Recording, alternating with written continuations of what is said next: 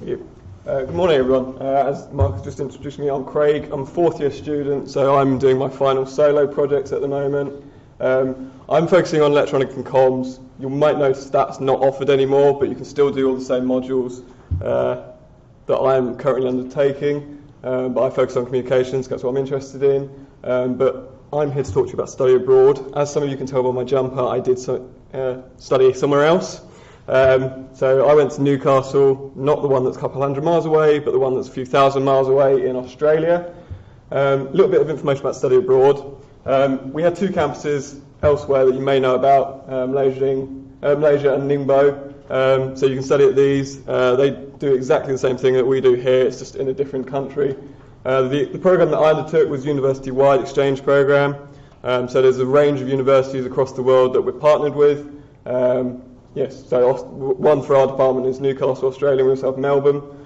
This is competitive because it is across university. That one is basically department based, but this one is competitive against across the rest of the university. So you will be applying against everyone else. So grade averages is something definitely to consider, but I'm basically going to talk to you about it today as something to consider whilst you're applying with my experience. So this is where I studied. This is a campus very similar to our campus, very green, lots of open space, much better weather. But yeah, so this is where I studied, and this is where I lived. So I actually lived a bit further inland, but this is where I spent most of my time, as you can probably expect. Newcastle has 9 beaches, so I spent my majority of my time on the beach. I did do some work for the parents that are concerned. There was work done. Yeah, exactly. I revised on the beach. Yeah, so I spent a lot of my time here with friends. Very pretty city. Newcastle is actually the biggest coal exporter in the world, so that's what it's well known for. But yeah, many a beach. As you can see. I immersed myself in the culture, shall we say. So Newcastle has a rugby league team, and I also went down to Sydney to watch the Big Bash League, if anyone knows about cricket.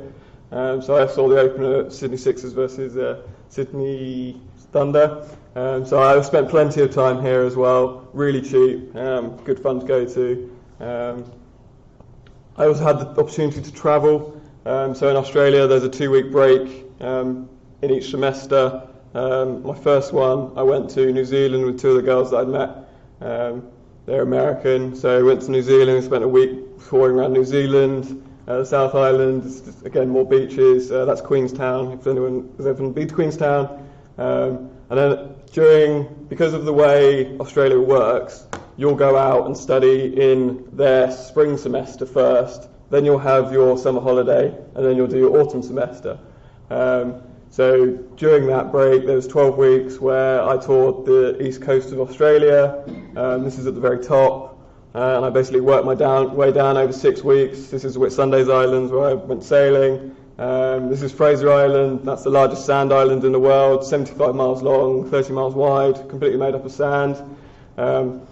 That is Port Douglas, which is north of Cairns, so this is a very tropical region as well. It's very different all the way down, so the north of Australia is very tropical, and then you get drier as you get further down the east coast.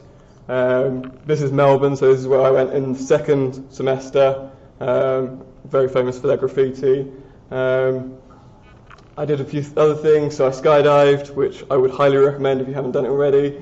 And I also flew in a plane over Fraser Island, so this is what's called 75 Mile Beach, because it is 75 miles long. And basically you can drive up and down it in Land Rovers, and the planes that they take you up in land on it as well, so they have to stop the traffic, which is very cool. But the most important part, I think, was the people I met. So I met a lot of people from around the world.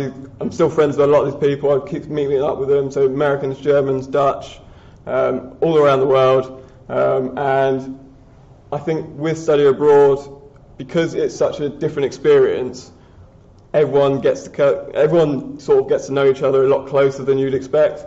So even though I only knew these people for 6 months, they're still some of my best friends now, because everyone's in the same boat. Everyone wants to meet new people. Everyone wants to experience new things. So travelled, had fun. That was a boat party on Sydney.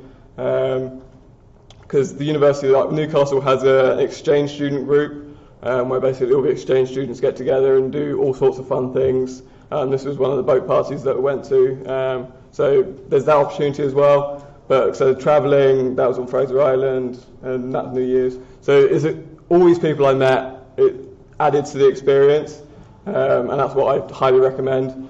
Definitely consider doing it. And of course, I did hold a koala.